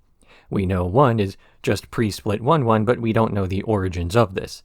Rather than progressing the plot forward, we instead go back quite a bit to get a look at the moment of the train so we can better guess where it will end up in the future. This also means the 2 major characters of this book are not people introduced before. They're brand new characters who only interact with much older versions of the people that we, the audience, know about. This necessitates a lengthier introduction to who they are and what their deal is, prior to starting the story in earnest. But from what we already know, nobody's journey on the Infinity Train begins when they board, but far sooner than that. The episode and book opens on a viewing of the tapes of Min Gi and Ryan, 2 boys from British Columbia who are childhood friends and dream of playing music together. Ryan has mapped out their entire career together, touring around Canada in his dad's van before eventually playing a big concert in New York City, though Min is a bit more hesitant to go along with this trip. Eventually, the 2 are about to play in their first real concert together at school when Ryan breaks the news he's gotten permission to use the van to leave right after they graduate. But Min, unsure about packing up his entire life, literally runs out, leaving Ryan alone to perform there. The 2 then go their separate ways, with Ryan traveling around Canada as he dreamed of, playing for smaller and smaller crowds, while Min spends the summer working at a restaurant and filling out college applications. Ryan's music career goes nowhere while Min makes it into college, but one night late in summer, the 2 reunite. Ryan tells Min that he's finally got a gig arranged in New York, just like they dreamed about, but Min is once again hesitant to leave his life to go chase a dream, until Ryan steals his keys and runs off with them, luring him to the train station where the 2 see a mysterious portal open up on a car. Ryan throws the keys through the door and rushes through as Min follows him, and the 2 are placed into a pod on the train together, with one telling Amelia the train has a way to do anything. Ryan and Min Gi wake up on an iceberg, greeting Kez, a talking concierge bell, with panic as she insufficiently explains they are in a pocket dimension. She doesn't get to explain much more, as the denizens of this car are after her for some untold crime, and she ropes the other 2 into escaping. They find the door out of the car, but it's frozen over, with the small dial next to the door she calls a thermostat being responsible for the ice. Ryan and Min take this dial and then take turns adjusting it, with the setting around them varying from volcanic to Mesozoic, as Min determines it's not a thermostat, but an era-stat, changing the era of the car they're in. But one thing remains consistent, that they're running away from the car's yellow-coated denizens no matter what they change the era to. After physically fighting over the aerostat, they wind up centering it on a modern-day looking building facade where the doors finally unlocked. Kez and the others are able to leave, with Kez wildly spinning the dial right as they exit to prevent the denizens from chasing them. But as soon as they leave that car, they wind up in the Old West car, where they're held at bug spray gunpoint by the denizens, also after Kez for some crime she committed. With little warning, she sparkles at the bugs and flees, with Min Gi and Ryan following her to a saloon where they hide out. This saloon is run by Samantha, who agrees to shelter the trio as she is curious about their matching numbers, at least until she's told there's a bounty, at which point she turns them in. Kez, Ryan, and Min are in jail, with Kez escaping while vaguely saying she's got their backs, leaving them alone.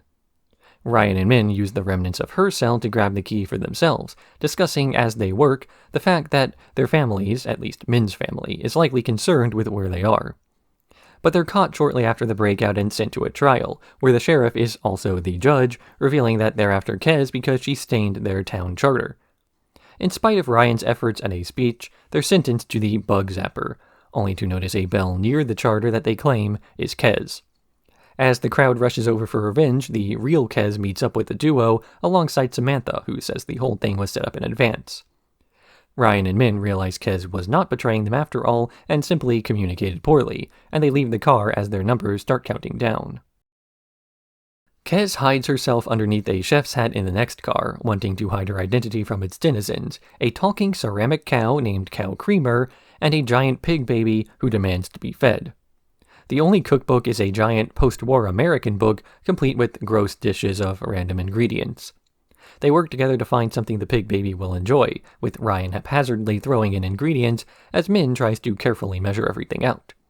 But none of their dishes are successful, until they try something simple, a basic tray of brownies that's hard to mess up. But they realize there's no butter left, discovering the reason why is because the last time Kez was in the car, she melted it all. They can scrape some of the remaining butter off the inside of a microwave, then successfully make the brownies, which satisfy the big pig baby. When they notice their number counting down, though, Min realizes it's because Ryan learned to take things slowly, and he starts bragging about not being the reason they got trapped on the train. But despite making food that satisfied the baby, they're told they have to make it again, forever. It's at this point they find the door inside Pig Baby's mouth, and they reveal Kez to the others, making Pig Baby cry and letting them jump to freedom. Min-gi is smugly walking Ryan through a series of easy cars, as he believes that their number is his number, when they come into the Astro Q car. In this car, there's a club with a loud party going on, with several lines of astronauts waiting through a series of portals to get inside. Min suggests they simply wait at the end of the line to get in, but Ryan tries to talk his way past the bouncer, only to fail. In spite of the bouncer crushing one of the astronauts with his bare hands, Min still insists that they wait, but Ryan tries climbing in through the air duct, digging underground, and even trying to sprint through every portal, despite this resulting in him nearly falling off a meteor. Min saves his life and says they ought to try the safer option, only for one of the suits to collapse, revealing a skeleton inside, meaning that waiting was not the right option. They then deduce that they couldn't get into the club normally, but they could pretend to be the band by disguising themselves, a plan that actually works and gets them in, only for their boots to lock to the floor as a steward comes inside and stares them down. But the steward merely announces that their belongings have been returned to them, giving back Ryan's guitar and Min-gi's mini-synth. The two reform their band gear and prepare to enter the party, where they meet Kez's friends, who all tell a bunch of jokes at her expense about how she messes things up all the time, like how she can't find the green room because they didn't tell her where it was. Min and Ryan start playing, joking about some of their old songs and what they ought to play together, though Min is hesitant to actually play anything. When Kez announces the band Chicken Choice Judy is about to play, once again it's just Ryan who goes out on stage as Min sulks in the bathroom. They're booed by the partygoers, with Kez's friends making fun of her inability to find a competent band, and Ryan sits down with Min, who discusses that he was not ready to play yet. Ryan reveals his headband is the t-shirt Min made when they were kids, and he's worn it to every concert since, as well as mentioning that it doesn't matter if they're ready or not, they just need to do things for themselves. The two hack away at their instruments together as their numbers count down, and the door opens. The trio enters the art gallery car after a bit of traveling, discussing music as Min-gi compliments Ryan's musicality. They both wander about the car for a while observing the art, while Ryan tests a few things to leave with no success. Min just wants to be left alone, so he leaves Kez and Ryan, as a shadowy hand covers his head and he complains about the cold. When Kez heads over to check on him, he snaps at her, saying that he can't keep spending time around Ryan, or he might end up like the guy, a feeling that Ryan also expresses by saying he doesn't want to waste his life the same way Min is. They stop arguing when Kez begins screaming, though she claims to have done this for no reason. And while sitting together on the floor, Ryan notices the door can only be viewed as a mobile perceived from a specific angle. He gets out of the car when he notices it, but Min is left behind, with the creature haunting the car converging on him as Ryan notices his number has reached 0 and a door opens. But he rejects this door to stay with his friend, who manages to see the door as well and leave. Once the two are reunited, Min accuses Ryan of abandoning him. The two continue their argument inside of the next car, which also happens to be the car containing Kez's home. What it also contains is a massive walled maze the group has to navigate to enter. Kez just flies over and begins navigating for Ryan and Min-gi, giving them plenty of time to discuss their lives with a flipping opinion from the previous episode. Min is actually jealous of Ryan being able to travel around and go on tours, as Ryan is jealous that Min has gotten into university, as well as the fact that his parents are proud of him, while his parents barely acknowledge him. As Kez is giving them poor directions, the denizens from earlier in the book arrive through the door, having followed Kez and the others, and they're bent on revenge. They start tearing up the maze in the pursuit, with Kez trying to run away as she is chased. But the various beings wind up mostly hurting each other, with the Dial aliens actually converting cow creamer into processed meat products, while the pig baby accidentally crushes the others before eating the butterfly, as she has butter in her name. The boys are able to make it past the bouncer as they're now a real band, and Kez is just barely able to join them before the castle gate closes. She's about to introduce the others to her roommate Morgan, who starts to speak as the whole castle shakes. Kez reveals to the others that Morgan is actually the castle itself, and that she brought the boys there as replacements for a previous passenger named Jeremy, who used to live in the castle, only to have left them some time ago. They don't have time to express their disappointment that Kez lied, as Morgan reacts poorly, moving furniture and all of Jeremy's old possessions around to attack them, locking them in his old bedroom. Kez returns to her spot at the front door, serving as the bell, while Min-gi reads through Jeremy's old diary, revealing he had lived inside Morgan for 5 years, and there used to be many more passengers who disappeared one by one. The two assume that something Kez did killed him, but when they confront her for the real story, she reveals why Jeremy was on the train. He swerved to avoid a car and crashed, resulting in the deaths of his sister and mother, who were in the car with him. When Kez mentioned that he never really left the fog on that night, his number reached 0 and he was free to leave, though Morgan wanted him to stay and got angry. Ryan and Min assure Kez she did nothing wrong and actually did a lot right, that she's a good person and just bad at it.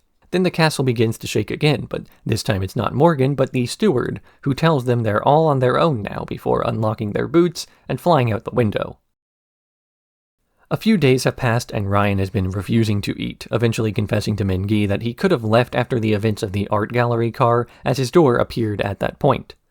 Later on, he hears Min practicing on his mini-synth, saying that he has to stay sharp as Ryan's been improving at a faster rate and he's rusty.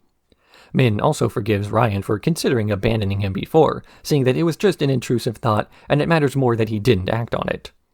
Min admits he hates the life he's living and the two begin to practice together as Morgan tries to tell them to be quiet. But they practice even louder, saying nothing can stop them, and this is what it takes to make Min's door appear. But they both ignore it, continuing to play as Morgan threatens to make Min leave so she doesn't have to slowly relive losing Jeremy. She does this by opening the front gate, allowing all the other denizens hunting them down, inside, leading them to the trio, where the boys finally encourage Kez to do what she ought to have done from the beginning, and apologize. The denizens accept the apology, saying that it's the first step towards actually fixing things, other than the butterfly, but Ryan simply smacks her with his guitar. Kez also apologizes to Morgan, but the boys defend her, saying she did the right thing and losing Jeremy was sad, but it ought not to define Morgan's life. This revelation is what it takes to cause the second door to appear, and the boys are finally able to leave, with Ryan getting to ring Kez once before he goes. The episode ends with a flash forward as the duo are playing in New York on a small stage, singing about their experience on the train to a lukewarm reception, not that it matters. The original plan for this book was, according to a Reddit AMA, meant to have Ryan and Min begin as old-timey train robbers, entering the Infinity Train during a heist in the mid-1800s, with each episode skipping ahead a few decades to show a similar but distinct pair going through each car, to imply their story was not unique, but rather a more regular occurrence. This would have had the effect of showing subtle changes in the train's mechanics over the years as they traveled through as different people, but with the same core issues, also reinforcing one of the major themes about their relationship being far more than what they did together. Ryan is the more active and type A personality of the main duo this season, his energy being the thing that informs a majority of the events in the show. He tends to act first and think later, although to generalize like this would be reductive. The fact of the matter is that he is so spontaneous and excitable in this way because he comes from a large family. Something he's mentioned in the past is that he only ever really got attention if he was doing something. This contrasts Min-gi's childhood, where he was an only child and thus had his parents' full attention all the time. This meant that he never really had to act out for attention, but conversely, he never had the privacy to experiment with new ideas or the creativity to create a life for himself not laid out by his mom and dad. The stability he had as a child created later stability as a young adult, but the thing that he lacks is experience with the unknown. He has no way to deal with spontaneous situations, the same spontaneity that defines Ryan's life. But this spontaneity is also something that defines the goals of each man, what they consider a failure or success being defined by what they want. As Ryan has always wanted the attention, he doesn't care if something is successful or not, as long as he tries it. Failure is secondary if trying in the first place was the goal. But Min does not allow himself this same luxury. To him, the idea of failing is far more terrifying, as he doesn't do things for the sake of attention, but to please his parents. This difference in the way that they think also then reflects in the way that they act, or rather the frequency in which they act. Fear of failure drives much of Min's paralysis when it comes to acting, as he's afraid he might mess up, so he always sticks with the safe option, even if it's a clearly less viable idea. Ryan, on the other hand, will try anything, even if it's clearly not a good idea. For him, that experience is far more valuable than the destination, whereas to Min, the destination is more valuable than the journey. This is the main conflict of the fourth book, that these two characters are both flawed in contradicting ways, and neither one is especially wrong in their way of thinking, because all of their flaws can be viewed as positives given the right circumstances that the Infinity Train goes out of its way to create and deconstruct. Starting out is the iceberg car, where the only way to leave is for the two of them to find balance on a dial to open the door, taking the best of both of their ideas in a very straightforward manner, although this is just to introduce the duo to the concept of the puzzles aboard the car more than anything else. In the pig baby car, their task is to prepare a meal for a giant pig baby, and Ryan characteristically tries the craziest meal possible when the solution was just to follow the rules as closely as they could. This is the point in their journey where Min's strengths are meant to shine, while Ryan is shown as being in the wrong. But the very next car does the opposite. The path of least resistance won't have any immediately negative consequences, as all it will have them do is stand there. But this is also not a real solution, as like with everything Ryan does, it results in no progress whatsoever. So Ryan's more inventive solution winds up being what they needed to get through, showing off both the flaws and strengths of their respective ways of thinking. After the queue and the party, they enter a new car that requires each of them to view things from a different perspective, literally. And as they are both having their most negative thoughts brought out by a monster that lurks in the car, they're likely to think about anything but themselves. Through all of this, it's clear that neither man is more or less correct than the other one. Min-gi was figuratively suffocating himself and going nowhere, while Ryan was rushing around all the time, but ending up back where he started. Both lives were net zero, but they could have achieved so much more by working together. But that is a big if, because at 2 points the train even gives them the opportunity to leave without the other one, go back to their lives being lived how they want. Again implying that their individual lifestyles were flawed, but they would have at least gotten by. There was no need to board the train as individuals, and it was only combined that they actually required help. Ryan was happy-ish traveling the Northeast and playing random concerts for fun. This is even the way he ends the series. Min-gi was happy-ish, achieving his goals even if not his dreams. Their relationship together was the best and the worst part of their lives. Kez is like, whatever.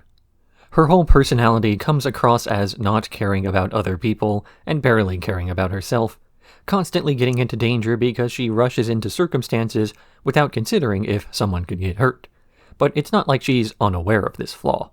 Before the season began, she accidentally comforted Jeremy in the castle car to the point where he was able to leave the train, and then she felt guilty about it as it caused her to lose a friend.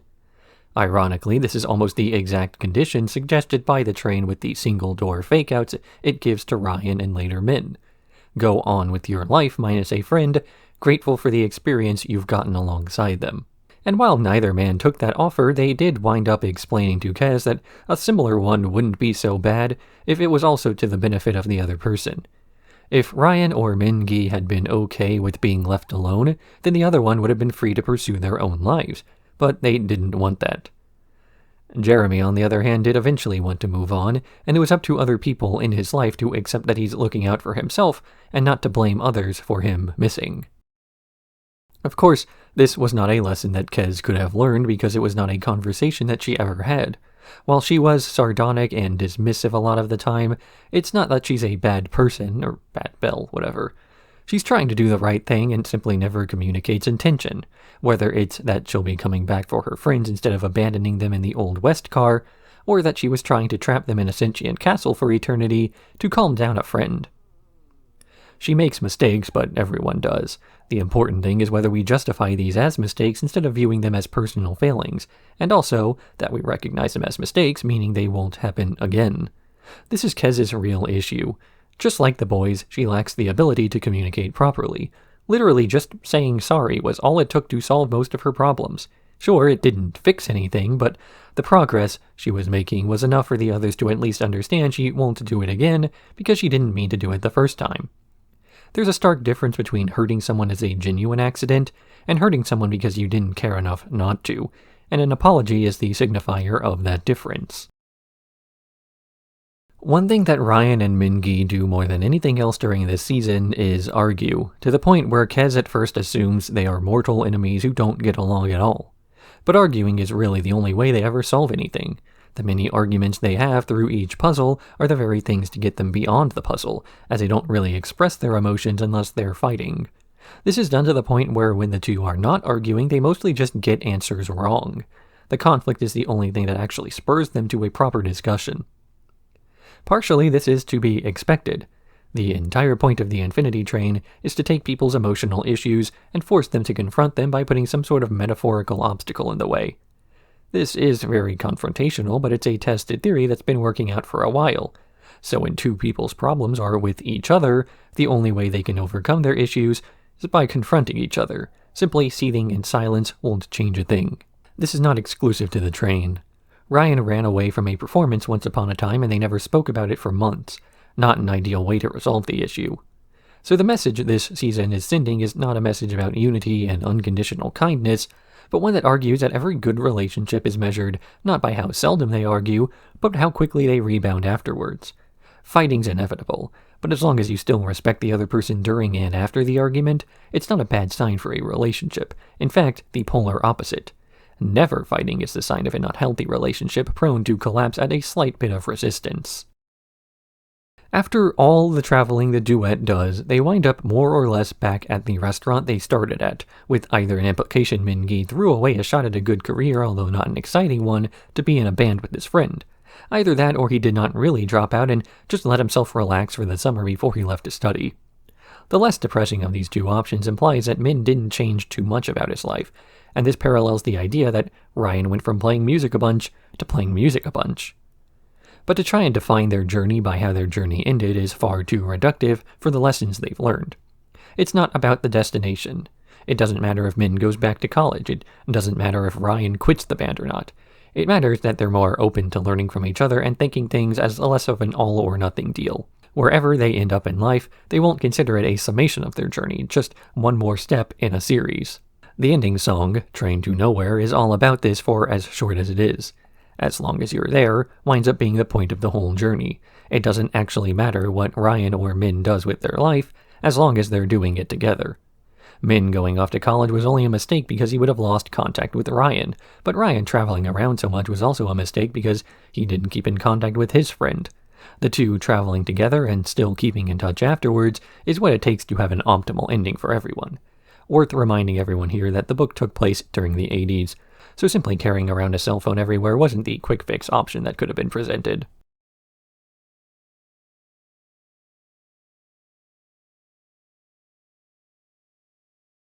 Normally, I would put a short section here covering the journey of Amelia and her character arc, all the things she's gone through, and how her character evolves and changes or whatever.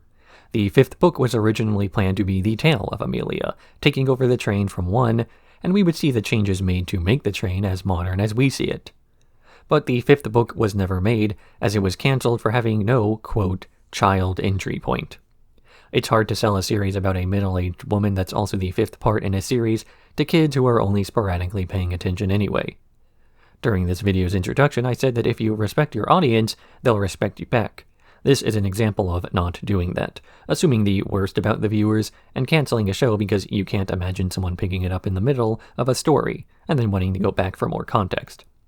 Especially in the age of binge-watching, it's much more acceptable than ever to include serialized elements in a story to reward paying attention and re-watching. But executives are always behind on the times, trying to adapt for the small screen on a cable box. In 2022, Warner Media, which owns HBO, merged with Discover, and in the process a myriad shows were pulled unexpectedly for the purpose of tax write-offs. It's a far more convoluted scenario than I'm willing to dig into in this video, but the damage it had on the artists working on many shows is far greater than can really be expressed. The crew of Infinity Train were not informed of their show being removed from streaming services until after it was.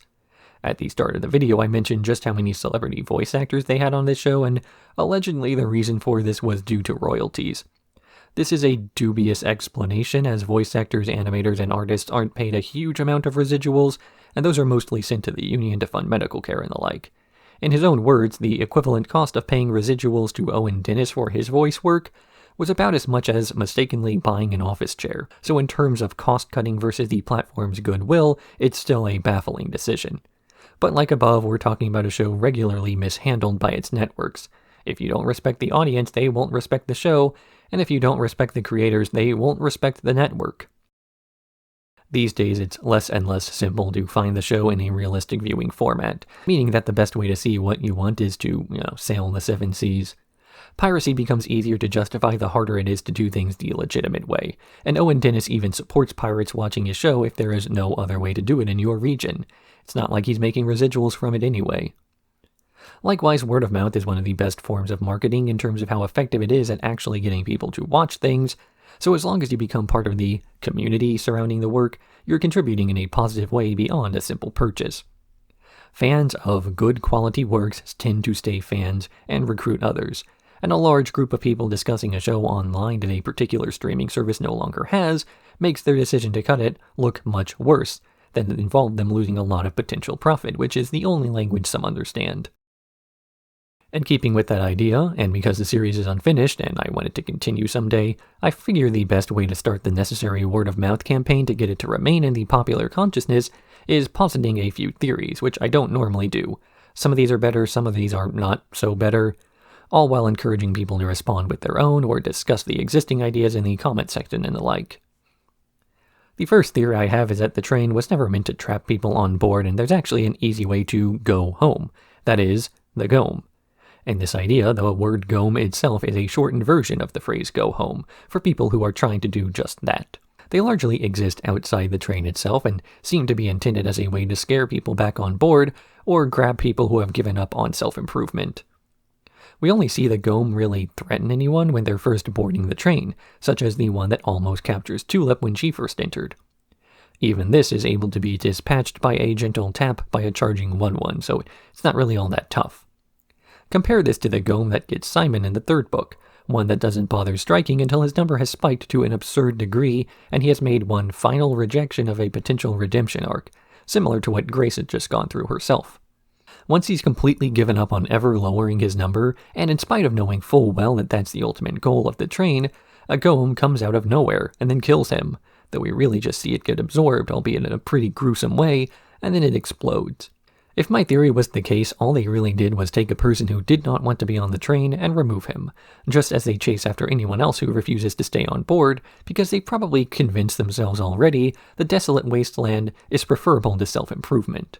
The next theory isn't so much a theory as it is an expansion on the metaphor that's actively encouraged by the narrative itself, regarding the fact that the train never really forces people to be helped. Boarding a train isn't really something you do on accident, and every person who gets on does so because they're running from something, be it Tulip running from home, Jesse not wanting to come home to face his brother, or Grace trying to flee from her parents and their controlling state, even Ryan encouraging Min to flee his responsibilities. While the Infinity Train heavily incentivizes one to get their number lower, it does not force this interaction. This can lead to people like the Apex who not only try to keep their numbers as high as possible, but who encourage others to do the same. Just like in real life, people with glaring flaws tend to oversell how common these flaws are while pushing others to enable their bad behavior. You can force a horse to go to therapy, but you can't make him think. A few bits of the planned 5th and 6th books have been posted in places online, and by a few I mean a single piece of concept art for the main character of Book 6. Book 5 was supposed to follow Amelia's story and was supposed to be chronologically adjacent to Book 4, meaning it would show what was happening between the sporadic appearances of her during what was otherwise a comedic season. But we'll likely never see these final seasons even if there is a large outpouring of fan demand for one, because it's a bit naive to imagine a series being revived in this way. Sure, this has happened once or twice before, but rarely to good effect, as most of the original creative team behind these works has long since moved on. To imagine that all of the artists and writers and voice actors are just sitting on their hands as they anticipate a change of heart from the executives who canceled the show is unrealistic. Even getting a majority of the original team together to make a revival is unlikely. And so we can only ever really imagine what could have been. It's not like Infinity Train is dead, though. As long as it still has fans eager enough to sit through an hour and a half's worth of retrospective on the series, the show will never truly die. Anyway, this is the outro of the video where I would normally put a definitive conclusion about what the last 40 pages of the script were about, but I don't really like including definitive conclusions in my videos. I think any series worth talking about is worth talking about for multiple reasons, and trying to twist my own words around to act like this only had one focus from the beginning is a waste of both of our times. So I'm not going to leave the video on a topic like that, instead just giving you a reminder that if you have this on in the background while doing something else, you should probably start looking for a new video to watch about now. I'd recommend one of my own, but obviously I am biased in this regard.